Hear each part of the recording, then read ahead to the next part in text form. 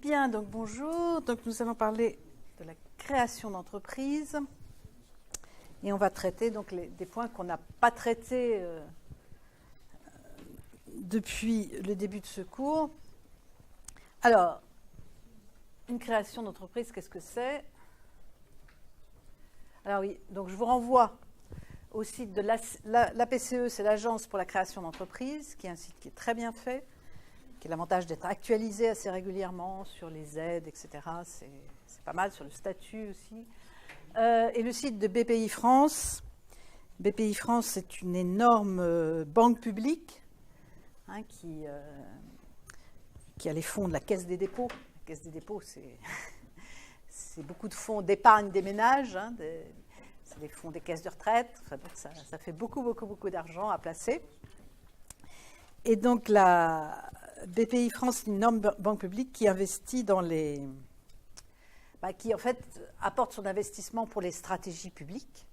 Et en particulier, elle va investir, elle va accompagner les entreprises. Son rôle, c'est d'accompagner les entreprises. Elle va beaucoup accompagner les PME, les entreprises moyennes, même les très petites entreprises, mais aussi les grandes entreprises, mais avec un axe quand même de soutien au tissu d'entreprises plus petites.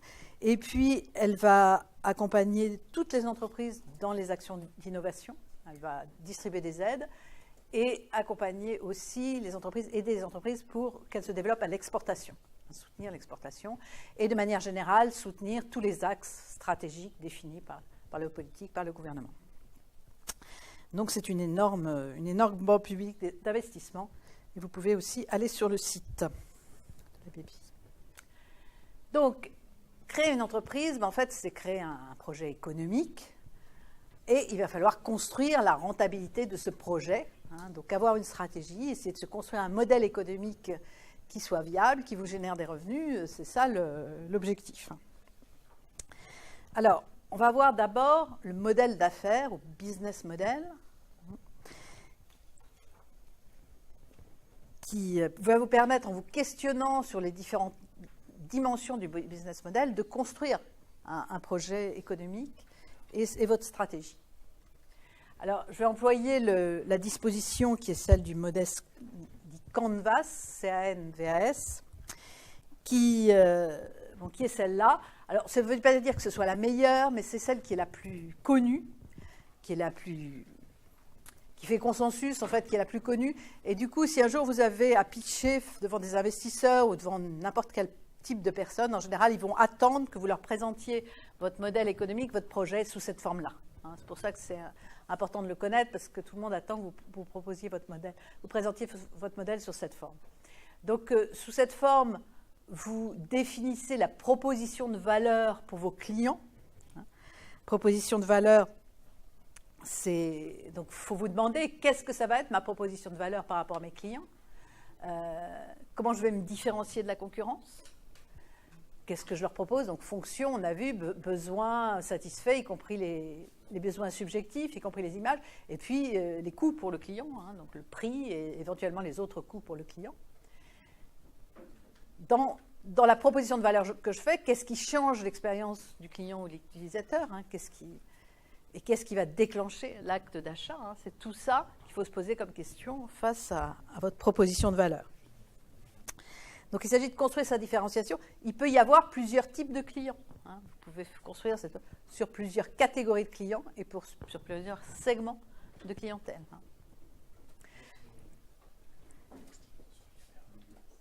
Donc, construire sa proposition de valeur. Pour construire cette proposition de valeur, vous aurez besoin de ressources. Donc, vous demandez quelles sont les ressources que j'ai, qui sont des ressources clés, qui sont des ressources importantes, stratégiques. Donc, il peut y avoir des compétences, il peut y avoir des équipements auxquels vous avez accès. Vous pouvez avoir des brevets, vous pouvez avoir des marques, vous pouvez avoir déposé des modèles, des designs particuliers. Vous pouvez avoir des fichiers clients, des fichiers prospects, c'est-à-dire des clients qui seraient potentiels, qu'il faudrait démarcher pour qu'ils deviennent des clients. Donc, tout ça, ça va être des ressources clés. Quelles activités sont clés? Est-ce qu'il y a des choses que vous savez particulièrement bien faire? Vous savez particulièrement produire avec telle ou telle qualité? Ou vous savez développer des innovations, ou vous savez commercialiser particulièrement bien. Il peut y avoir différents processus sur lesquels vous êtes très bon. Et les valeurs, c'est un peu les critères sur lesquels vous prenez des décisions, votre culture d'entreprise, qu'est-ce qui est important pour vous dans la façon de faire fonctionner l'entreprise. Alors, vous pouvez avoir des partenaires clés, ça peut être des fournisseurs qui vous donnent des ingrédients, des composants, des équipements, qui vous fournissent, moyennant finance, hein, ils ne vous donnent pas, mais des ingrédients, des composants ou des équipements qui sont clés. Donc, est-ce que vous avez des relations durables? Est-ce que vous avez des partenariats exclusifs? Ça aussi, c'est des éléments clés. Quel est votre pouvoir de négociation vis-à-vis de ces partenaires clés? Donc, tout ça, c'est ce qui... vous pouvez avoir aussi parmi les partenaires des prescripteurs, par exemple. Hein. Vous faites un ingrédient à effet nutritionnel et vous avez accès à tout un réseau de médecins, de nutritionnistes qui pourraient vous faire de la publicité, communiquer. Donc, tout ça, ça peut être des partenariats clés. Et vous voyez que tout ça va vous permettre de formuler une proposition de valeur. Vous allez entretenir avec vos clients pour l'instant, disons clients, des relations particulières. Hein. Vous avez réussi à les fidéliser, soit par votre marque, soit par votre qualité de produit, ou alors des aspects connexes, l'assistance technique, le service après-vente. Tout ça, ça peut fidéliser les clients. Donc, comment vous allez fidéliser ces clients? Les clients fidélisés, c'est très important parce qu'ils vous coûtent beaucoup moins cher en communication, en publicité que les autres. Généralement, c'est les clients fidélisés qui sont les plus rentables pour une entreprise. Il peut y avoir plusieurs clients. Parfois, c'est des produits, des coproduits ou des déchets ou des produits fatals qui ont d'autres clients, mais qui en fait contribuent à la rentabilité de votre entreprise. Il peut y avoir des produits à côté de votre activité principale qui en fait aident à construire la rentabilité de votre business model. Donc, est-ce que vous avez des systèmes de carte fidélité qui sont particulièrement efficaces? Voilà. Alors, les segments de clientèle, hein, vous savez qu'est-ce que c'est qu'un segment de clients? C'est un groupe de clients qui ont un besoin un peu comparable, hein, des gens qui ont ensemble un besoin comparable. Donc, c'est le même type de produit, le même produit que vous allez pouvoir leur proposer, parce qu'ils ont le même besoin. Et en plus, il vaut mieux que ce soit des gens qui acceptent un niveau de prix proche. Donc, vous pouvez adresser un produit déterminé à ce segment de clientèle. Donc, vous pouvez faire une gamme de produits, chacun adressé à un segment de clientèle. Et puis, c'est bien s'ils sont sensibles au même type de communication, si vous pouvez les atteindre par le même type de publicité. Hein, donc, ils lisent tous à peu près le même journal ou les mêmes catégories de journaux. Hein, donc, il y a des segments de clientèle. Je ne sais pas si vous voulez toucher les intellectuels, mais il faudra plutôt faire de la pub dans Le Monde ou dans ce genre de journaux. Si vous voulez toucher tout le monde très largement, il faudra faire de la pub dans Télérama, par exemple, qui est un des magazines les plus lus. Donc, le segment de clientèle, il faut aussi prendre en compte le canal par lequel vous allez pouvoir faire de la publicité sur votre produit, vous allez pouvoir communiquer sur votre produit. Et puis, aussi, il faut qu'on puisse les toucher par le même canal de distribution, hein, par le même type de distribution. C'est des gens qui vont plutôt dans les supermarchés ou dans les grands magasins ou dans des boutiques. Enfin, bon. Voilà, donc c'est tout cet ensemble de choses qui va définir le segment de clientèle. Donc c'est quelque chose qui va un peu vous faciliter la vie, quoi. Face à un segment de clientèle, vous allez pouvoir calibrer le produit qu'il faut, où je fais de la pub, comment je touche ce client. Ensuite, il y a les canaux de communication et de distribution. Est-ce que vous faites directement la vente ou est-ce que vous passez par un réseau de distribution? Donc tout ça, c'est le genre de questions qu'il faut se poser là, c'est en fait comment mon client va avoir connaissance de mon produit d'abord. Comment il va savoir que mon produit existe? Il faut que je m'interroge.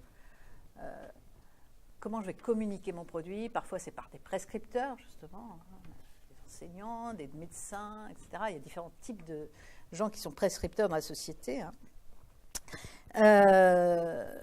Des vedettes. Des vêtements, vous allez faire porter par des vedettes, d'une certaine manière, elles sont prescriptrices de la mode pour le... Comment mon client va trouver mon produit?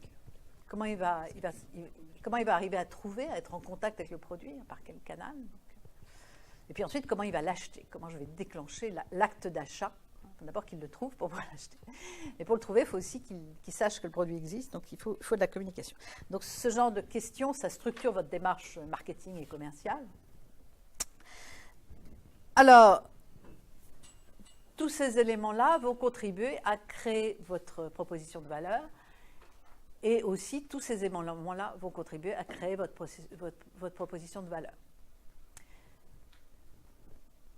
Il y a des interdépendances, effectivement, entre tous ces éléments-là.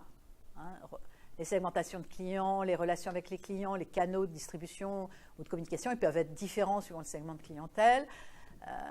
Le pouvoir de négociation avec les clients peut être différent suivant les segments de clients, ils peuvent être différents suivant le type de distribution, la vente directe ou non. Donc tout ça, il y a des interdépendances. Il y a des interdépendances ici aussi, parce qu'entre vos activités clés, les partenaires clés, vous allez choisir avec des activités complémentaires aux vôtres. Donc selon quelles sont vos activités, là où vous êtes vraiment bon, vraiment compétent, effectivement, vous allez chercher des partenaires qui seront complémentaires, qui seront bons dans autre chose, dans une activité complémentaire. Les ressources clés, c'est pareil. Est-ce que vous avez tel équipement? Non, vous ne l'avez pas, donc il faut que vous cherchiez. Vous n'avez pas, par exemple, une grande capacité de production. Vous allez chercher un partenaire sous-traitant qui vous permettra de produire parce que vous ne l'avez pas, ou vous allez aller chercher une licence chez un partenaire parce que vous n'avez pas le brevet, etc., etc. Alors, la structure de coût aussi va être impactée par vos ressources. Si vos équipements sont amortis, vous aurez moins de coûts fixes. Les coûts fixes, c'est les coûts qui varient, qui jusqu'à un certain point ne varient pas avec le volume de l'activité. Vous augmentez votre activité, jusqu'à un certain point, vous n'avez pas besoin d'une nouvelle ligne de fabrication, vous n'avez pas besoin de construire une nouvelle usine. Donc ça, c'est les coûts fixes. Les coûts variables, c'est ceux qui augmentent avec l'activité. Donc, si vous avez amorti votre équipement déjà, vous avez des coûts fixes moindres. Vous n'avez plus que de coûts variables. Et ça va vous amener à certaines stratégies particulières.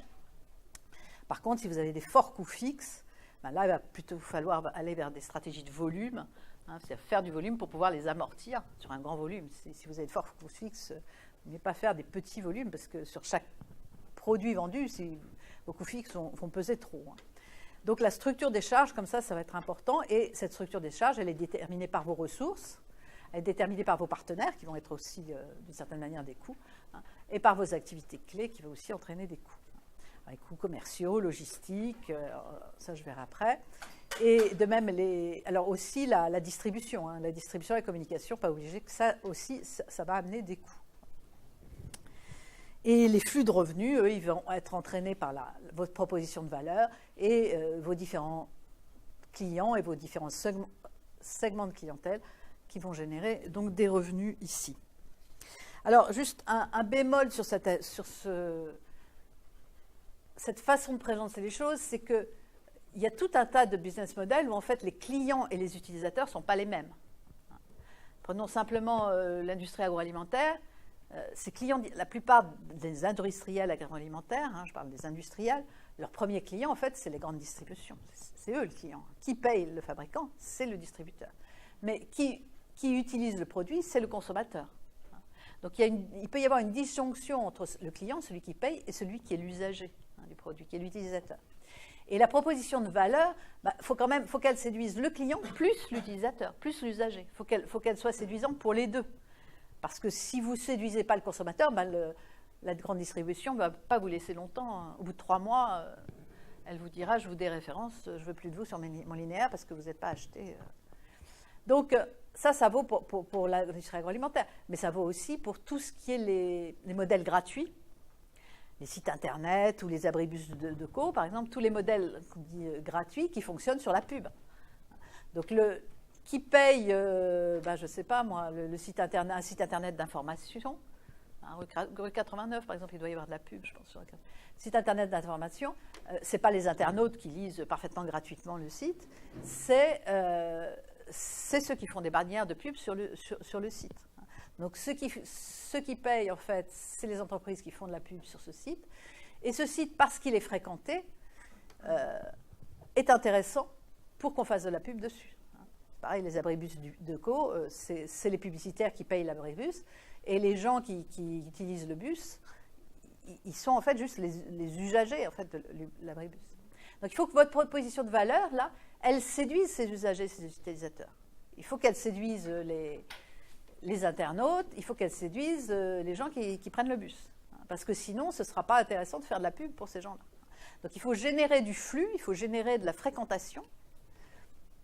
Donc il faut que la proposition de valeur, elle séduise les utilisateurs et aussi qu'elle séduise les clients. Parce que si vous n'arrivez pas à mettre les bannières d'une manière à ce qu'ils soient bien vus, si vous n'arrivez pas à faire une publicité qui soit bien attractive, etc., vous ne serez pas intéressant pour les clients qui payent. Et donc cette façon de présenter les choses n'arrive pas très bien à... Enfin, c'est un peu plus compliqué, c'est pas impossible, c'est un peu plus compliqué à expliquer là-dedans. Et on pourrait considérer, par exemple, que les utilisateurs du bus ou les internautes, c'est des partenaires aussi. Donc c'est pour ça que j'ai mis gratuité éventuelle pour les utilisateurs. Parfois, on s'aperçoit qu'il y a des choses qui sont gratuites justement parce qu'elles vont générer du flux. C'est donc d'une certaine manière, là, ceux qui font le flux sont d'une certaine manière des partenaires. Bon, donc gardez en esprit en tout cas que ceux qui payent, ça peut ne pas être l'utilisateur et qu'il faut en tenir compte parce que c'est au niveau de la communication, des distributions. Et par contre, la proposition de valeur, il faut qu'elle séduise à la fois les clients et les utilisateurs. Donc il y a deux propositions de valeur en fait. Il faut calibrer deux propositions de valeur.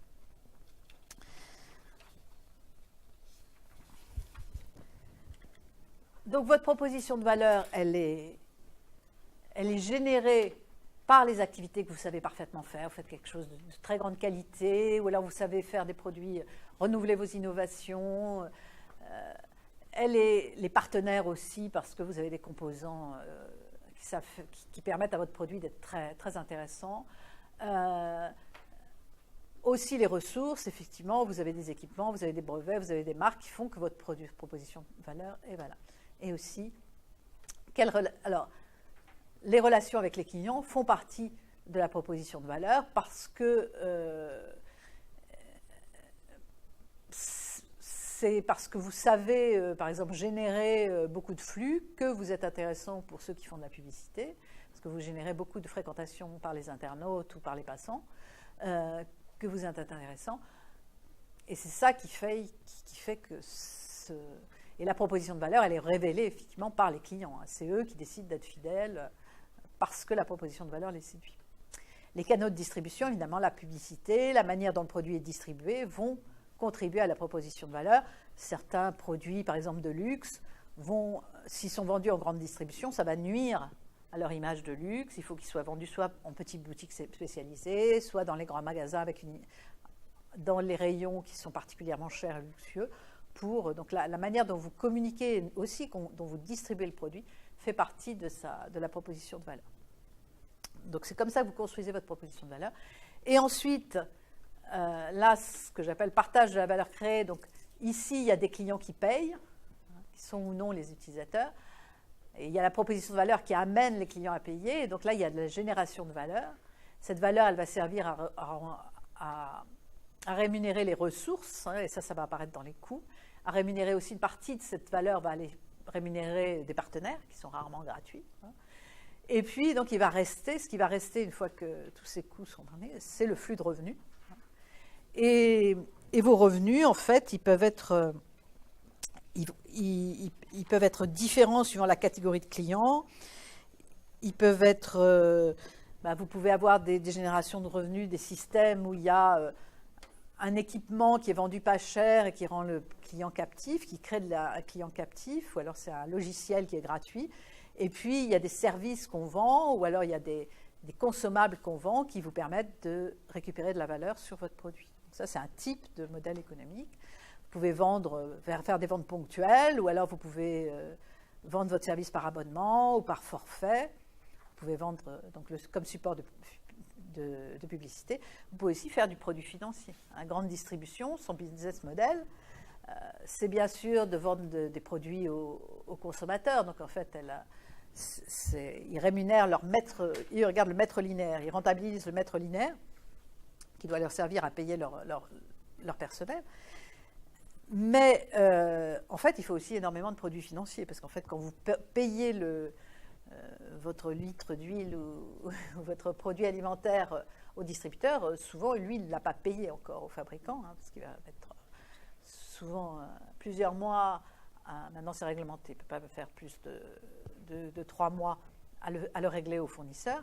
Et donc, lui, il reçoit de l'argent avant lui-même d'avoir décaissé, et du coup, il a des fonds qu'il va placer, il va faire des produits de trésorerie dessus, il va les placer à court terme, et donc il aura la grande distribution a un excédent, en fait, n'a pas besoin de fonds de roulement, il a un excès de fonds de roulement qu'il place, et une partie de la rentabilité des distributeurs, c'est des produits financiers qui reviennent de ce passé.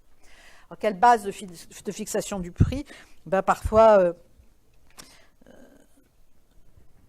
au début d'Internet, par exemple, c'était à la durée de connexion. Les premiers, quand la connexion était très lente, on payait à la durée de connexion sur Internet. Maintenant, on paye au forfait. Donc, il y a des manières de payer qui peuvent être différentes. On peut payer à l'unité, on peut payer au temps passé, on peut payer au forfait. Donc, quelle va être la base de paiement?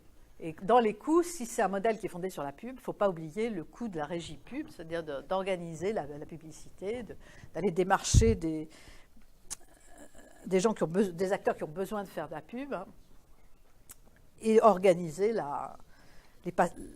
programmer la pub sur vos supports. Donc ça aussi, c'est un coût. Donc pour construire votre business model, il va falloir que vous posiez toutes ces questions, puis il va falloir construire quelque chose qui, dans l'ensemble, soit cohérent, évidemment. Alors, on a beaucoup insisté jusque-là sur le fait que les entreprises installées, elles avaient des coûts plus faibles, et donc elles avaient un avantage concurrentiel par rapport à ceux qui arrivaient ensuite, du fait de coûts moindres, du fait, je vous ai dit, des effets d'apprentissage, la courbe d'apprentissage, et puis aussi, souvent parce qu'ils ont des marques fortes qui les protègent de la concurrence, et souvent aussi parce qu'ils ont des capacités industrielles installées qui sont importantes, et donc ils bénéficient d'économies d'échelle, ce qui réduit leurs coûts. Mais en fait, ces entreprises installées, qui ont donc beaucoup d'avantages, souvent, face à une innovation importante, une innovation forte, elles vont avoir du mal à la capter, à la mettre en œuvre. Et donc il faut bien voir ça. Ce n'est pas toujours facile d'être installé quand tout d'un coup arrive une innovation de rupture, une innovation forte. Et là, un nouvel entrant, une start-up, en fait, peut d'une certaine manière, avoir un avantage. Donc on va en parler un petit peu de cet aspect-là. Donc ça, c'est quelqu'un qui fait de la recherche en gestion, Christensen. Donc il dit que ce qui est important pour caractériser une entreprise, c'est ses ressources, quelles compétences elle a, quel savoir-faire elle a, ses équipements, ses brevets, ses marques, ça c'est ses ressources. Qu'est-ce qu'elle sait bien faire, hein? Elle a un processus industriel de grande qualité, elle sait faire des produits qui sont sans défaut, qui sont à bas coût, alors elle sait délivrer un service très bien, de très grande qualité. Elle sait développer des produits, elle sait innover, elle sait inciter son personnel, elle sait motiver, inciter son personnel. Elle sait capter, comprendre les clients, les marchés. Donc tout ça, c'est des processus que l'entreprise sait plus ou moins bien faire. Mais ce qu'elle sait faire, en fait, ce qu'elle fait bien, ça fait partie de ses caractéristiques. Et les valeurs, ça réfère un petit peu à la culture de l'entreprise. C'est les critères par lesquels cette entreprise a l'habitude de prendre ses décisions. Les choix au jour de l'entreprise, c'est lié à l'histoire, aux routines qu'a établies cette entreprise, à ses structures de coûts, aux compétences qu'elle a, à son identité. Les entreprises se pensent d'une certaine manière, elles considèrent que leur compétence c'est ça et qu'elles doivent faire ça, et aussi au contexte concurrentiel. Et ces valeurs vont définir comment elles vont choisir, sur quels critères elles vont prendre des décisions, et notamment choisir des axes pour se développer.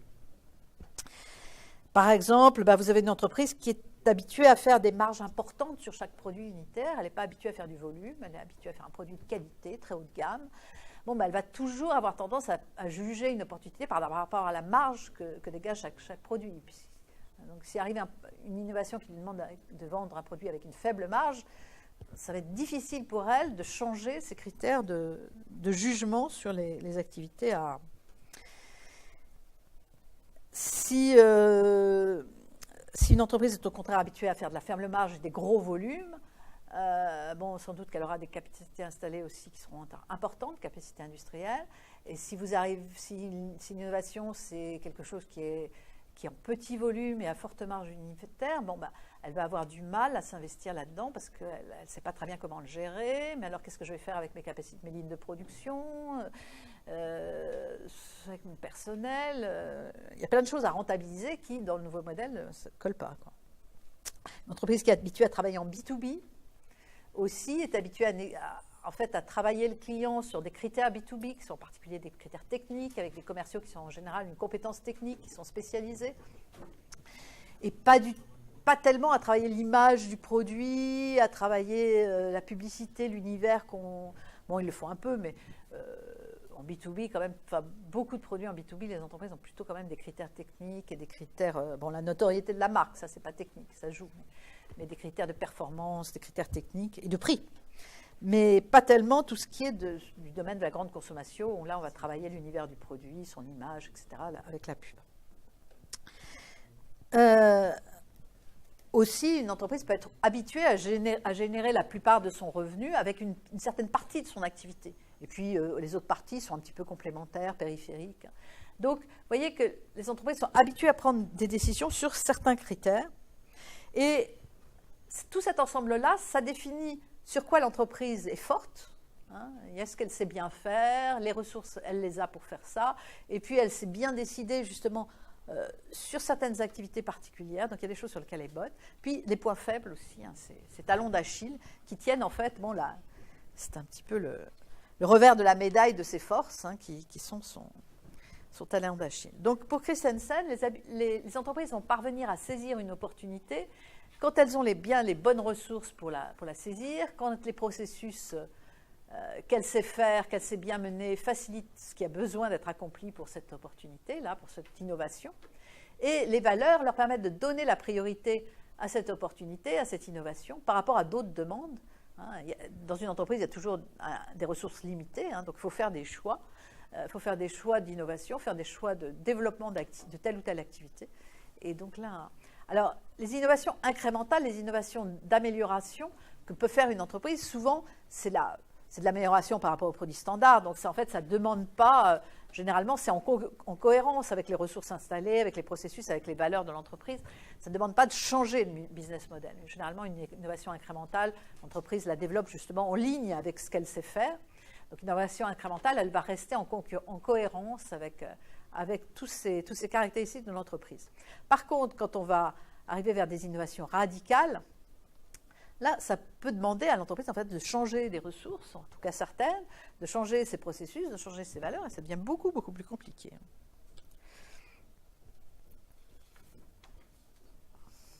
Alors, quand une entreprise, par contre, se crée, une start-up qui se crée dans un domaine, eh bien, elle va construire ses ressources en fonction de ce qu'elle veut faire. Donc, en fonction de la proposition de valeur qu'elle veut faire pour ses clients, elle va se procurer les ressources qu'il faut.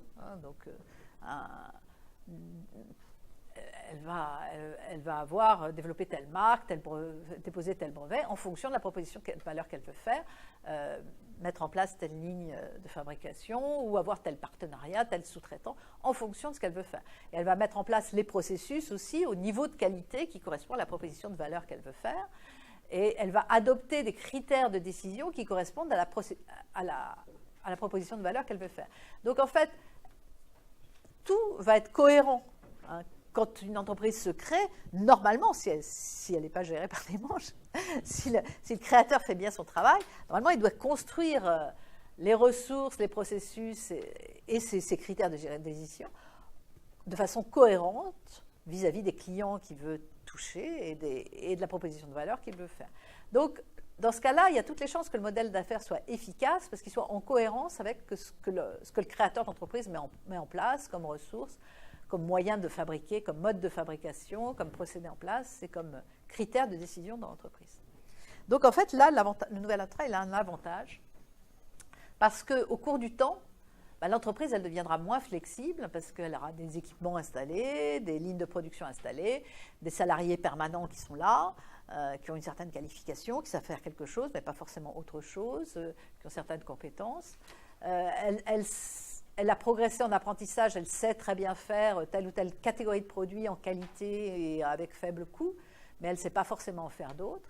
Et puis, elle a des critères de choix qui correspondent à ce qu'elle a l'habitude de faire, quoi. Donc, le modèle d'affaires qui est en place n'est pas facile à remettre en question. Et c'est en fait à travers ce modèle d'affaires que l'entreprise va juger que cette innovation est une opportunité pour elle ou pas. Et en fait, ça va être difficile de changer ce modèle d'affaires. Alors, Christiansen définit justement l'innovation de rupture par le fait que c'est une innovation pour laquelle il faut changer de modèle d'affaires.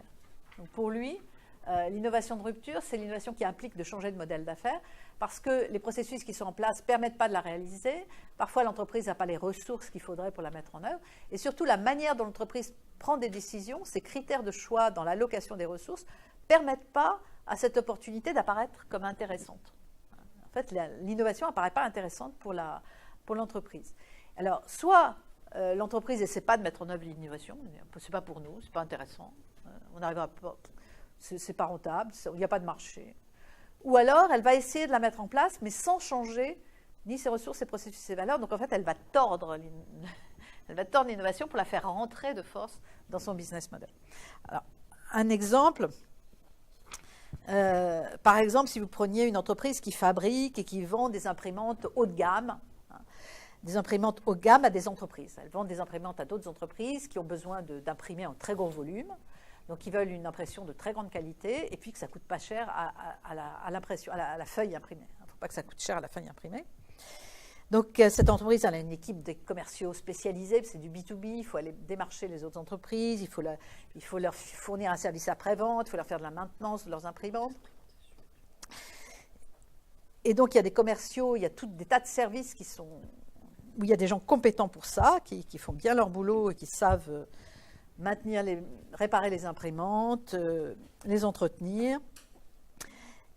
Et le coût d'impression, c'est 3 centimes la page, par exemple, pour ces imprimantes. Et donc la R&D, comme le coût d'impression, c'est l'avantage concurrentiel de l'entreprise. C'est des marchés très concurrentiels. Il faut vous imaginer que donc, le coût d'impression, dans ce cas-là, c'est l'avantage concurrentiel. Il faut que la page soit pas chère, sinon les clients ils iront chez un concurrent. Donc la R&D, elle travaille toujours à réduire le coût unitaire de la feuille imprimée, quoi. C'est son axe majeur. Vous voyez là les valeurs, quoi. Les valeurs de l'entreprise, ça doit être d'avoir toujours des coûts faibles de la page imprimée. Et un des ingénieurs, on peut imaginer qu'un des ingénieurs de cette entreprise, il m'a dit, patron, regardez, j'ai inventé une imprimante à jet d'encre et elle ne vaut pas 10 000 euros, elle vaut 1 000 euros, elle est pas chère. Alors évidemment, la qualité d'impression, ce n'est pas comparable. Et puis évidemment, le coût de la page, c'est 30 centimes la page. Mais enfin, quand même, c'est quand même intéressant comme produit, il ne vaut pas cher. Là, vous imaginez le DG c'est un peu comme le DG de 3M à qui on propose une colle qui ne colle pas, quoi. Il se dit, ouais, il est bien cet ingénieur. C'est vrai qu'il est créatif, d'accord, c'est bien la créativité, mais ce n'est pas toujours bien orienté, quoi. Qu'est-ce que je fasse avec une imprimante qui fait la page à 30 centimes? Bon, d'accord, on va essayer. Nos commerciaux, ils vont aller voir les clients, puis ils vont leur proposer votre truc, là. On va voir ce que ça donne, hein. Commerciaux proposent aux clients. Déjà, les commerciaux, une imprimante à 1 000 euros, les commerciaux, ils sont payés en prime, en pourcentage sur la valeur de ce qu'ils vendent, hein. Donc, ils la voient venir. Et puis ensuite, les clients, ils disent, quoi? Une imprimante qui va sortir la page à 30 centimes? Mais qu'est-ce que vous voulez qu'on fasse, quoi? Donc, les commerciaux reviennent, il n'y a pas de marché, hein. Les clients, ils n'en veulent pas, il n'y a pas de marché pour votre truc, là. Ça ne se vendra pas, hein. Pas, no way, il n'y a rien à faire. Donc, en fait, vous ne savez pas à qui la vendre, cette imprimante. Certes, elle ne vaut pas cher, mais en fait, vous ne savez pas la vendre. Et l'entreprise, elle est dans ses valeurs, elle est habituée à faire une forte marge sur chaque produit qu'elle vend. Donc, le directeur financier, il regarde la marge là, sur votre entreprise, il dit, mais qu'est-ce que c'est? On ne va pas faire un truc qui rapporte si peu, c'est pas possible. Donc, au début, évidemment, l'ingénieur dit, oui, mais vous savez, on va en vendre beaucoup plus parce qu'elles ne sont pas chères, etc. Oui, d'accord, on espère qu'on en vendra. Mais au début, on n'est jamais sûr du volume, hein. On espère que la baisse de prix va se traduire par ça c'est une question d'élasticité de la demande au prix, hein. Donc on espère que le volume va augmenter plus que proportionnellement à la réduction de la marge, mais on n'est pas sûr. Le nouveau modèle, il n'a jamais fait ses preuves quand il arrive. Le nouveau business model, il n'est pas prouvé. Tandis que l'ancien, il est prouvé. L'ancien, on peut tabler dessus, on sait qu'il est prouvé. Donc le PDG, bon, il peut voir que ça commence à se vendre, en particulier. Ça commence à se vendre, ce genre d'entreprise, aux particuliers, en fait, pas aux entreprises, ce genre d'imprimante. Donc il se dit, je vais y aller là-dedans quand même. Je vais y aller quand même. Mais si tout d'un coup il se dit, mais zut, j'ai toute une équipe de commerciaux là qui n'ont pas démérité, ils sont très bons, hein, ils savent très bien vendre mes imprimantes à 10 000 euros. Mais comment je vais les réutiliser? Comment je vais réutiliser? Alors qu'en fait, là, il faut aller vendre à des distributeurs qui ont un certain volume pour aller toucher les particuliers. Donc mes commerciaux qui sont habitués à travailler en B2B, à travailler sur la technique, à parler technique, à faire du service après-vente, etc., ils ne sont pas du tout adaptés pour aller négocier avec un grand magasin qui va les traiter comme des chiens et qui va leur réclamer toujours des baisses de prix. Hein. Donc, ce n'est pas les mêmes commerciaux qu'il faut. Et là, il y a toute une capacité. Et puis bon, s'il fabrique des imprimantes, il va avoir une capacité industrielle installée qui n'est pas la même que pour fabriquer une imprimante à 1 000 euros. Donc, vous voyez, en fait, il est coincé par toute son histoire, ses valeurs et son histoire, et il peut très bien ne pas.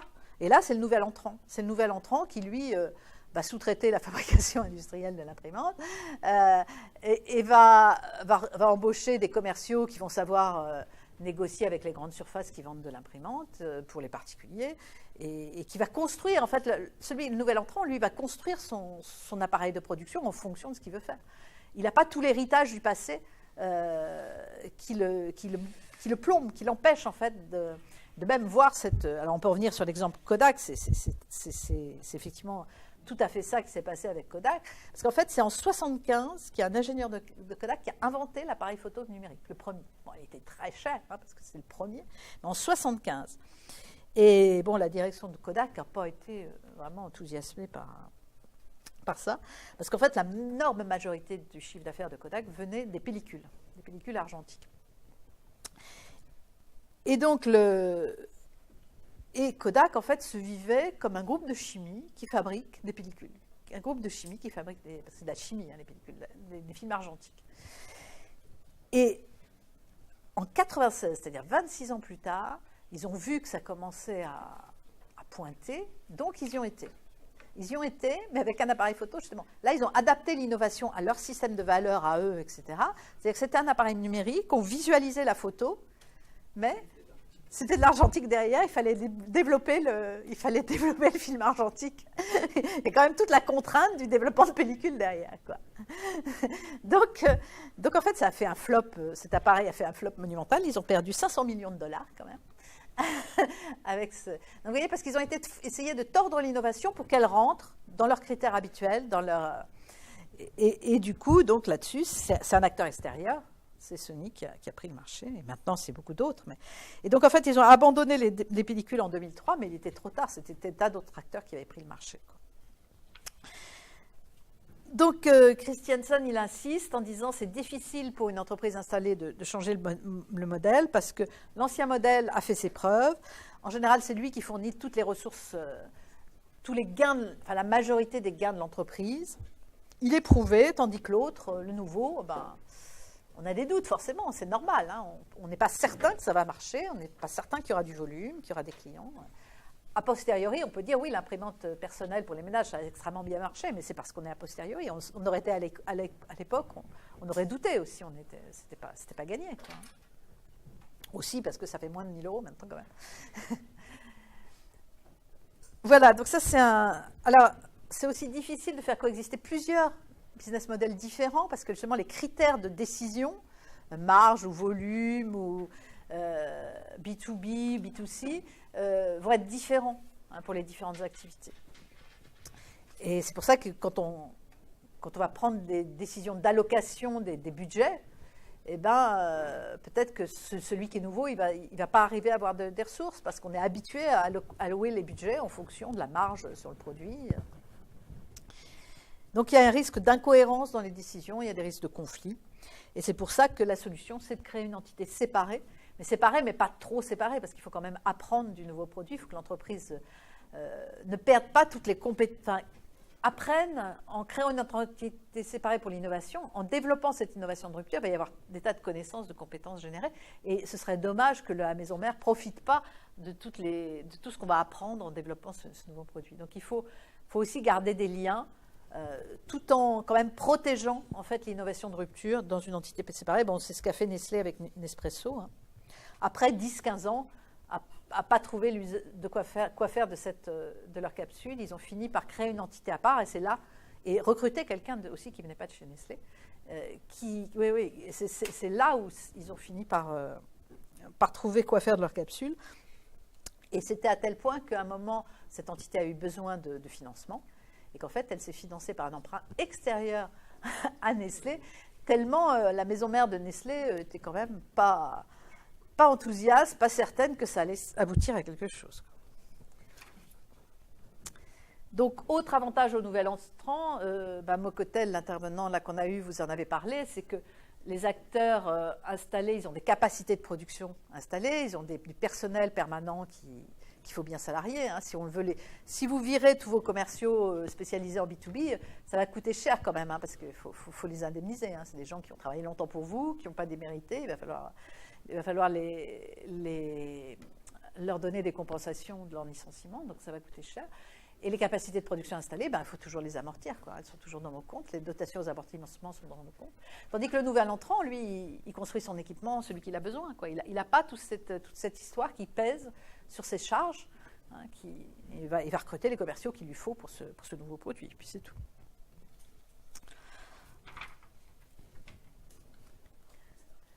Alors, quelle est la problématique de financement d'une start-up, enfin quand on crée une entreprise, qu'est-ce qu'on va avoir comme problématique de financement? Bon, d'abord, pour élaborer votre projet, ça va vous prendre du temps hein, d'élaborer un projet de création d'entreprise.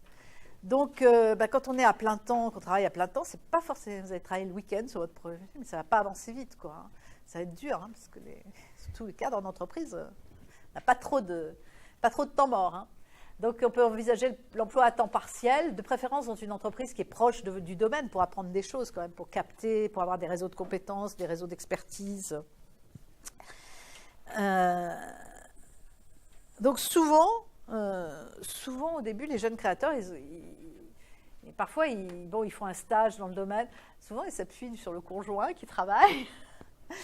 Je travaille mon projet d'entreprise et toi, tu vas chercher de quoi acheter le beefsteak. C'est une division du travail dans les ménages. Ou alors les économies personnelles qui vous permettent de travailler pour avoir des parents riches. Rester chez ses parents. Donc, c'est pas forcément... c'est pas facile. Hein. Au début, mais il faut quand même l'élaborer. Hein. Vous n'allez pas tout de suite créer votre entreprise. Il faut d'abord que vous conceviez bien vos projets. Donc, ça vous prendra du temps. Alors, quelques coûts pour que vous ayez... déjà, il faut un local pour travailler, à moins que vous restiez chez vous. Mais dès que vous êtes plus d'un seul, ça va compliquer. Il y a toujours des frais de téléphone, de courrier, de photocopie. Hein, vous avez besoin de documentation. Et puis, alors, au moment où vous vous mettez à recruter, là, quand vous créez l'entreprise et que vous embauchez, quelques chiffres. N'allez pas me chicaner sur les chiffres parce que c'est pour vous donner des ordres de grandeur. Hein. Mais ça, c'est le salaire brut annuel, donc c'est celui qu'on vous annonce quand on vous embauche. Dans ce salaire, il y a 23% de charges sociales. Hein. C'est-à-dire que vous allez toucher, si on vous annonce ça à l'embauche, vous allez toucher ça, moins les 23% qui seront versés à l'État.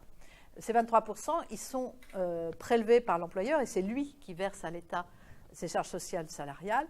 Et lui, il verse en plus à l'État 45% du salaire brut, qui sont ses cotisations patronales. Donc tout ça sert ensuite à l'UNEDIC, à financer l'assurance chômage, etc. etc. 45% sur le salaire brut, sur celui-là. Donc ici, en fait, l'ingénieur débutant, il va vous revenir, un peu moins il va vous revenir de l'ordre de 48 000 €, quoi, à peu près, un petit peu moins. L'ingénieur de 5 à 6 ans d'expérience, ça va être autour de 50 000 €. Et puis le commercial expérimenté, autour de 73 000 € par an. Donc, donc retenez qu'en tout cas, il y a des cotisations patronales à verser et que le salaire brut, le coût employeur, c'est ça plus ça. Donc, ne pas oublier que le coût employeur, le salarié, lui, il voit que son salaire net, il voit le salaire brut moins, il voit que ça, mais le coût employeur, c'est autre chose. Donc ça, c'est quand vous commencez à embaucher, donc ce n'est pas nécessairement tout de suite. Alors, si votre projet d'entreprise, c'est du service, donc pas d'équipement, normalement pas de ligne de production, pas d'usine, qui sont toutes des choses très, très lourdes à financer, que vous arrivez à vendre des choses rapidement. Pas forcément votre produit que vous imaginez faire dans l'avenir, mais ça peut être, vous pouvez vendre des études, des analyses. Nasqueo, qu'on viendra demain, Sylvain Frédéric, qui est un de ceux qui a travaillé pour parmi les premiers sur la méthanisation en France. Au début, ils travaillaient avec des gens de Centrale, ils vendaient des services d'analyse, je crois, pour se faire un peu de cash flow, quoi, pour se rémunérer même, parce qu'il fallait bien qu'ils vivent. Hein. Ils ont fait ça en fin d'études et puis au début, jeunes diplômés, quoi. Donc il fallait bien vivre. Hein. Donc ils faisaient une activité de vente, d'analyse, je crois que c'est ça. Hein. Vendre du service, trouver un créneau pour vendre du service. Évidemment, il ne faut pas que cette activité-là, elle vous prenne tout votre temps et que vous n'ayez plus du tout le temps de travailler sur votre projet. S'il faut équilibrer, c'est ça qui n'est pas facile.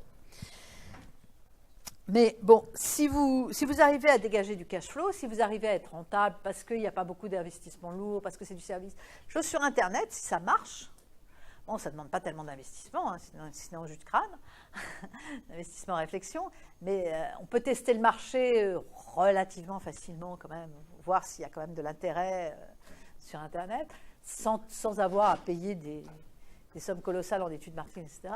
Donc c'est plus facile, en tout cas, de débuter. Après, la concurrence est féroce. Donc dès que vous avez une idée, les autres risquent de se jeter dessus, de le faire aussi. Donc très vite, la concurrence est féroce. Donc il faut aller vite.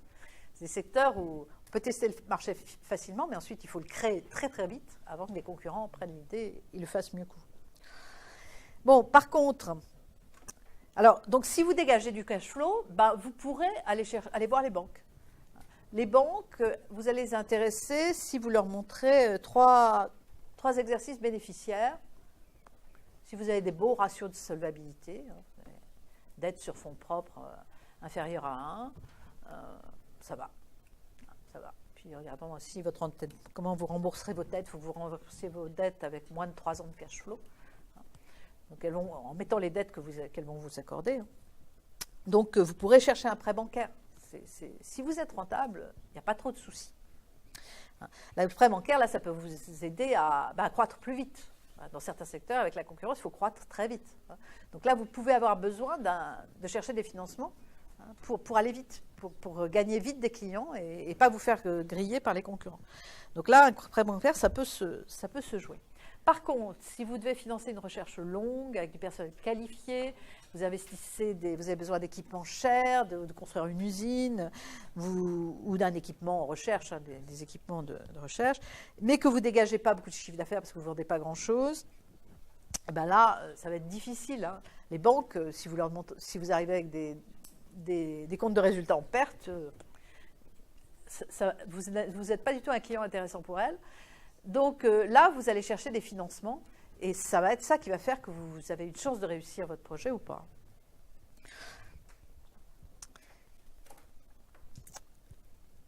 Alors, ça, je vous l'ai dit. Donc, si vous avez des économies, si vous avez des parents riches, si vous avez des amis riches et généreux, ce qu'on appelle le love money, ça peut financer un certain nombre de choses. Les concours. Il y a plein de concours d'innovation à la création d'entreprises. Donc la personne qu'on verra demain, Sylvain Frédéric, c'était le serial. Il a passé tous les concours qu'il a pu et il en a gagné beaucoup. Et comme ça, il a accumulé un bon bas de laine à investir dans sa boîte. C'est sûr que les concours, ça peut aider. Bon, il faut avoir une bonne innovation parce que c'est très sélectif. Donc, mais les concours, il faut y penser. Il y a des concours partout. Il y a des concours. Vous aurez sur le Poly certains concours. Je ne sais pas si j'aurai le temps d'en parler, mais vous regarderez. Vous irez sur les sites, vous regarderez ce que c'est. Il y a aussi des concours en région. Parfois, on peut aller voir dans les concours régionaux. En région, les collectivités locales, les organismes régionaux cherchent à développer la création d'entreprises dans leur région. Donc peut-être vous pouvez être intéressant plus en région qu'en capitale. Ça dépend, mais il y a peut-être moins de concurrence à voir. Alors, il y a des choses qui ne vont pas vous donner d'argent, c'est les incubateurs. Mais les incubateurs, pour entrer dans les incubateurs, c'est assez sélectif, parce qu'en général, il faut avoir une innovation technologique, sauf catégorie particulière d'incubateur. Mais ils vont vous permettre d'avoir des locaux, bon, pas forcément un labo, hein, mais ça dépend. Ça dépend quels incubateurs, mais des locaux à pas cher. Et puis, vous aurez un accompagnement avec des chargés d'affaires qui vous accompagnent, et dans certains incubateurs qui font ça très intelligemment, c'est-à-dire qu'ils ne prennent absolument pas les décisions à votre place, mais ils vous disent, regarde là, si tu fais pas ça risque de se passer mal. Mais c'est tout. Après, tu fais ce que tu veux. C'est toi qui es le porteur de ton projet. Et puis aussi, ils vont vous envoyer voir tel juriste, tel expert en marketing. Enfin, ils ont accès à des experts, ils vous donneront accès à des experts suivant les problèmes que vous pouvez avoir. Oui. Allez, alors, j'en parlerai tout à l'heure. Mais les business angels, je vais en parler. Hein. Mais là, c'est juste là. Ça, c'est juste au tout début, disons. Parce que les incubateurs, souvent, ça peut prendre des entreprises alors que le concept n'est pas prouvé. Simplement, c'est un concept où on sent qu'il y aura, si ça marche, il y aura un potentiel important, quoi. Mais il peut très bien ne pas être prouvé. Hein. Ça peut être au stade de la recherche, un incubateur. Donc là, je suis un peu au stade très amont, quoi, hein, au stade de la recherche. Bon, puis ensuite, donc vous allez aller voir des gens qui vont investir en fonds propres, ce qu'on appelle en haut de bilan, hein, qui vont donc vous donner, l'argent qu'ils vont vous donner, ça va devenir du capital social de votre entreprise, hein, des fonds propres, et qui vont du coup devenir propriétaires d'une fraction de votre entreprise. Ils prennent des risques avec vous aussi, puisqu'ils vous donnent de l'argent dont ils ne savent pas si vous échouez. Ils peuvent ne plus. Il y a beaucoup d'entreprises qui se créent et qui échouent, hein, donc ils prennent eux aussi énormément de risques, hein, en échange. Alors, si on regarde les petits projets, mettons que vous ayez un projet à moins de 25 000 euros, donc un petit projet. Là, vous pouvez faire appel donc à l'épargne personnelle, nanana, mais aussi, il y a énormément, se développe, c'est encore petit, mais se développe quand même pas mal le crowdfunding, donc le financement participatif, ça s'appelle financement participatif en français, donc soit sous forme de dons, alors ça j'en parlerai de l'equity crowdfunding, donc en fonds propres, et puis des emprunts, hein, qu'on peut faire sur ces plateformes-là. Alors ce qu'il y a, c'est qu'il faut arriver à avoir un projet qui soit séduisant pour le grand public, que les gens comprennent ce que vous voulez faire, que ça leur paraisse intéressant. Et donc, il vaut mieux que ce soit quelque chose, un produit qu'on communique facilement aux gens, ou un service. Souvent, ils vont donner un peu d'argent par sympathie. Hein, c'est pas forcément, ils ne vont pas en fait investir pour la plus-value. Ils vont souvent donner de l'argent par sympathie, parce que s'ils trouvent qu'il y a des bonnes valeurs dedans, que c'est sympa, que le produit leur serait très utile. Donc, il faut bien communiquer le produit. Alors, c'est mieux si vous avez déjà vous-même une communauté plein de copains qui vont tous aller donner. Mais bon, en général, on a une durée limitée pour collecter les fonds. Et si on n'arrive pas à collecter dans la durée limitée, bon, la plateforme ne vous permet pas d'avoir les fonds, quoi, hein. Vous n'avez les fonds qui sont collectés que si vous arrivez à boucler. Donc, le montant que vous donnez au début est important, parce que si vous ne l'atteignez pas, vous n'aurez pas droit au fonds. Donc, il faut bien le raisonner. Alors, ce qui est intéressant, c'est qu'il y a BPI France, là, la grande banque publique, vous la trouverez sur Internet, qui a un site qui vous donne, un site qui s'appelle tousnosprojets.fr. Et tousnosprojets.fr vous donne accès à tout un ensemble de plateformes comme ça. Et bon, je pense qu'ils sélectionnent. Enfin, parce que, alors, pour un petit projet, s'il est sans risque, il a l'air d'être rentable, vous pouvez aller voir les banques, hein. Alors, les banques, ils vous demanderont un apport personnel, hein, c'est ça. Un apport personnel de 30% de l'investissement, parce que si vous ne voulez pas y aller, si vous ne voulez pas prendre le risque avec vos propres fonds, pourquoi la banque irait-elle prendre un risque? Donc, en général, même les investisseurs en fonds propres, hein, tous les investisseurs, ils regarderont combien vous investissez dans votre projet. Si vous êtes très, très prudent à mettre votre propre économie dans le projet, bah, eux, ils vont dire, oh là là, il n'y croit pas beaucoup à son projet, hein, donc, nous aussi, on va être prudents, hein. Donc ça, c'est sûr qu'il faut que vous y mettiez... qu'on voit que vous y croyez, donc vous prenez vous-même votre part du risque. Alors, les prêts d'honneur, ça peut être intéressant aussi. Il y a plusieurs réseaux qui peuvent vous faire des prêts, vous voyez, jusqu'à 30 000 euros. Alors, celui-là, Réseau Entreprendre, ce sont des réseaux d'entrepreneurs, d'anciens entrepreneurs ou d'entrepreneurs qui décident d'aider, qui ont envie d'aider des créations d'entreprises. Et vous voyez, en moyenne, ils ils distribuent 29 000 euros. Et s'il y a innovation, ça peut aller jusqu'à 90 000 euros quand même. Alors ça, c'est très intéressant parce que c'est des gens qui vont aussi vous accompagner, vous donner des conseils, qui peuvent vous donner accès à leurs relations, à des experts. Hein. Ils vous enverront chez un juriste, chez un fiscaliste, chez un spécialiste du marketing, si vous en avez besoin. Ils vous accompagneront. En général, ils font ça parce qu'ils ont envie d'accompagner des jeunes dans leur création d'entreprise. Alors, c'est très sélectif hein, quand même. Hein. Ils ne vont pas prendre n'importe quel projet. Mais bon, un projet d'ingénieur, ça a des chances d'être intéressant. Et donc, c'est des choses à regarder. Alors, ils sont organisés par région et ils sont en réseau, quoi. Donc, il y a plusieurs entrepreneurs. Et parfois, dans une région, ils ont envie de développer l'activité économique dans leur région. C'est pour ça qu'ils vont aider les entreprises qui s'installent dans la région. Alors, si vous arrivez à être sélectionné par ces réseaux-là, s'ils vous aident, par exemple, le réseau Entreprendre, en fait, ça vous crédibilise par rapport aux autres acteurs. Vous êtes sélectionné par réseau Entreprendre. Bon, le fournisseur, il aura un peu moins peur de vous livrer les matières premières que vous demandez, parce que, bon, il se dira, réseau Entreprendre, ils ont bien étudié le dossier, il ne va pas faire faillite demain, quoi. Les banques aussi, hein, donc les banques vont, si vous êtes sélectionné par ces réseaux-là, ils vont beaucoup plus facilement vous accorder un prêt. Parce qu'ils considèrent que le dossier a été instruit par des gens qualifiés, donc ils peuvent plus faire confiance. Donc, alors c'est des prêts d'honneur qui sont généralement à taux zéro, donc pas d'intérêt. C'est souvent d'une durée de 2 à 5 ans. Et généralement, on dit qu'1 euro de prêt d'honneur permet d'obtenir 13 euros de financement bancaire, donc 13 fois plus de financement bancaire. Et c'est octroyé à la personne sans garant ni caution. Donc, si vous n'avez pas une famille très riche qui peut se porter caution, ça peut être intéressant parce que vous pouvez avoir accès. Ah oui, c'est sélectif. Ben, ils vont instruire le dossier. Oui, ils vont pas. C'est normal. Oui. Bon. Les régions aussi peuvent prêter ou donner, dans la mesure où elles voient que vous allez développer l'activité économique dans leur région, elles peuvent vous délivrer des prêts ou des avances. Souvent, il y a des systèmes d'avances remboursables en cas de succès, c'est-à-dire qu'ils vous donnent de l'argent, et bon, si ça ne marche pas, tant pis, vous n'êtes pas endetté à vie, mais si ça marche, dans ce cas-là, sur votre bénéfice, vous allez prendre de quoi rembourser l'argent. Donc ça, c'est assez bien. C'est ce que font aussi les incubateurs, parfois.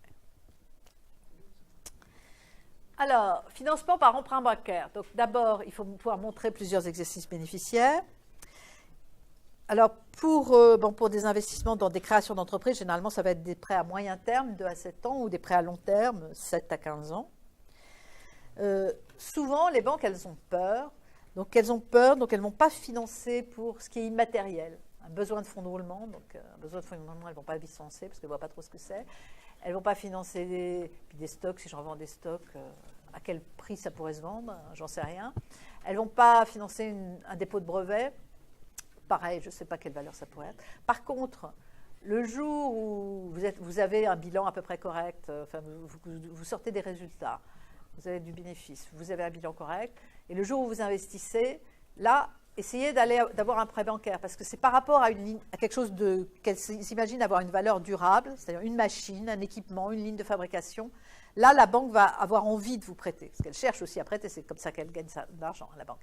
Donc, quand vous rentrez dans les conditions bancaires, que vous avez des ratios de solvabilité acceptables, vous avez intérêt à profiter pour aller demander un emprunt bancaire, parce que l'intérêt d'un emprunt bancaire, effectivement, vous aurez justement un taux d'intérêt à payer, mais vous gardez l'entière propriété de votre entreprise. Ça, c'est quand même un intérêt. Et alors, elles peuvent vous prêter jusqu'à 70% du montant hors taxe d'un investissement. Oui. Pour une entreprise de service, une start-up de service, c'est très difficile d'avoir... Oui. Il faut démontrer que votre service, il fait déjà des ventes, qu'il est déjà rentable, etc. Mais effectivement, au tout début, quand on ne sait pas, là, la banque, elle ne sait pas non plus. Et si elle ne sait pas, elle ne prête pas. Donc, prennent pas de risque. Prennent pas de risque. D'ailleurs, elles sont quand même dans un cadre réglementaire qui ne leur permet pas de prendre des risques. Si elles prenaient trop de risques et si elles elles peuvent être aussi considérées, par exemple, si vous faites faillite et qu'elles ont pris trop de risques en vous finançant, les banques, on peut se retourner contre elles en disant qu'elles ont été gestionnaires de fait. Et donc, en fait, vous avez fait faillite, vous laissez des tas de gens à qui vous devez de l'argent, mais elles peuvent se retourner contre la banque. Donc, si elles ne prennent pas de risques, il y a aussi des raisons. Bon, il y a aussi qu'en France, les banquiers ne prennent pas trop de risques. Il y a aussi un effet culturel, un élément culturel, mais il y a aussi des éléments réglementaires et législatifs qui font ça. Bon, j'ai jamais essayé de savoir. Oui, je crois que aux États-Unis, la culture n'est pas la même vis-à-vis, n'est pas la même et qui prête plus facilement. Et même pour trouver, moi j'ai vu une entreprise de biotech qui a été chercher des financements aux États-Unis, mais elle travaillait avec la recherche américaine. Mais la recherche américaine acceptait de travailler avec eux aussi, ce qui n'est pas complètement évident. Vous imaginez en France, je ne sais pas, si une entreprise polonaise, une start-up, une biotech polonaise venait demander à la recherche publique française de travailler, parce que le décalage, disons, c'est un peu le même, quoi. Les Américains ont travaillé avec lui et il a trouvé des financements aux États-Unis américains. Et une fois qu'il a eu trouvé ces financements américains, il est allé démarcher les financeurs français. Et là, à ce moment-là, ils sont montés. Ils sont montés dans l'aventure. Parce qu'ils étaient, voilà. Donc effectivement, il y a un problème culturel en France vis-à-vis du risque. Bon, mais ça, chacun a sa culture. Hein. Chacun a sa culture avec ses avantages et ses inconvénients, on peut dire. Avec des avantages et des inconvénients. L'inconvénient, c'est qu'aux États-Unis, vous vous faites licencier du jour au lendemain. Ils ont tellement une culture du risque que vous pouvez être licencié du jour au lendemain et qu'à vous de vous débrouiller pour trouver. Donc c'est bon. On a les.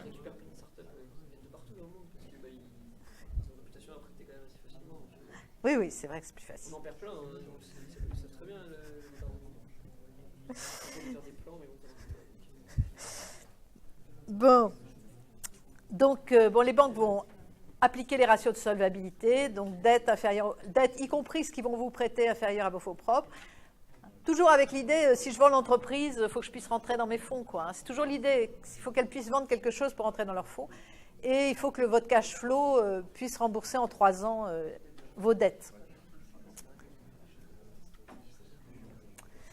Alors, il y a aussi, donc ça c'est un point sur le financement participatif.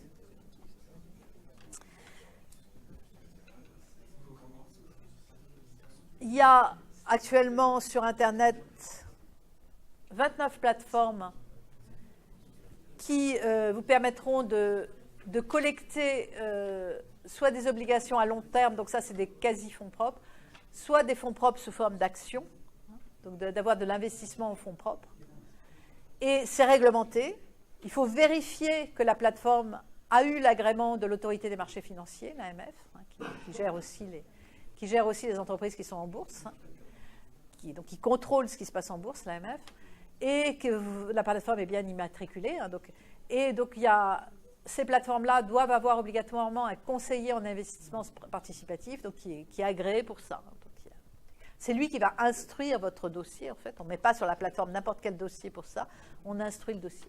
Et puis, il y a des plateformes de prêt ou de dons. Là, il y en a 53 pour l'instant. Mais ça bouge très vite parce que ça se développe beaucoup. Pour l'instant, c'est tout petit. Pour être honnête, c'est tout petit. Mais c'est en forte croissance, quoi. Donc là, il y a aussi quelqu'un qui a un statut particulier. Et ça, c'est des plateformes qui sont immatriculées. Alors, les plateformes prélèvent des ressources, normalement, c'est normal, elles instruisent les dossiers, donc elles ont du personnel qui a une certaine qualification, donc il faut bien le rémunérer. Donc, elles vont prélever sur ce que vous allez, obtenir des internautes, et elles vont prélever de quoi se fonctionne. Alors, donc, cette plateforme donc, de la BPI rassemble 35 plateformes de dons, prêts et investissements. Donc, ça va marcher d'autant mieux que votre produit-service intéresse les gens, qu'il est proche, disons, des usages des gens, que les gens peuvent s'imaginer à quoi ça sert, et qu'il y a beaucoup de clients potentiels. Alors, c'est mieux, évidemment, si vous avez une communauté personnelle qui est... Alors, c'est pour ça qu'il y a des entreprises installées avec des marques, en fait, qui sont sur ces sites-là. Il y a Lego qui a créé une plateforme qui a comme ça. Avec des marques fortes, en fait, ça leur permet d'animer leurs clients sur Internet. Alors, il y a aussi des plateformes donc, de dons. Alors, les plateformes de dons, donc là, c'est des plateformes en général, c'est des petits dons, et puis qu'on rembourse. Alors souvent, en fait, vous faites un projet sur Ulule pour aller vous balader avec vos copains. Et c'est souvent vos amis et votre famille qui va donner. Et puis, vous allez les remercier en envoyant des cartes postales depuis là où vous êtes allés, ou alors un CD, si vous êtes... si vous faites... Donc, c'est plutôt symbolique comme gratification. Bon. C'est par... Bon, alors, ça peut être des dons pour des choses qui sont éthiques, donc qui motivent les internautes pour des raisons éthiques, pour des raisons morales, etc. Mais ça a été un petit peu détourné parce qu'il y en a qui, du coup... c'est pas exactement du don en fait, c'est du préachat, c'est-à-dire que les gens vous voulez développer un produit, vous présentez le prototype et éventuellement même vous l'envoyez aux gens le prototype et puis ils le paieront que 6 à 8 mois plus tard, ils payent au départ mais ils payent pas cher et puis 6 à 8 mois plus tard vous leur envoyez le produit. Mais dans ce cas-là, vous testez le marché. Vous regardez si votre prototype, vous le présentez, vous regardez s'il y a beaucoup de gens qui viennent et qui prépaient pour ce produit. Donc, comme ils versent réellement de l'argent. Donc, c'est un vrai test de marché, même si c'est moins cher que ça ne sera plus tard. Mais donc, donc c'est un test du marché. Et alors maintenant, c'est des phénomènes qui se développent, qui se banalisent et que les entreprises utilisent. Et même les financeurs, pour financer une start-up, ils vont regarder ce test de marché. Par exemple, la start-up, elle a un prototype, elle va le vendre comme ça, le pré-vendre sur Internet, et ils vont regarder si ça marche ou si ça ne marche pas, s'ils attirent beaucoup de gens. Et s'ils attirent beaucoup de gens, les financeurs vont se dire, il y a des chances que ça marche, leur produit, ils ont réussi leur test de marché. Donc, en fait, là, votre valeur, elle augmente la valeur de votre entreprise quand ça marche. Et donc, les entreprises, donc ça peut être important pour séduire des investisseurs, hein, ce genre de... Oui. Voilà, là vous avez quelque chose. Et bon, donc il y a des entreprises qui ont des sites de marque qui vont utiliser les marques pour développer en fait leur lien avec les clients, leur communauté de clients, et en fait faire en sorte que la communauté de clients fasse du buzz, de la pub pour le produit et devienne l'ambassadeur du produit.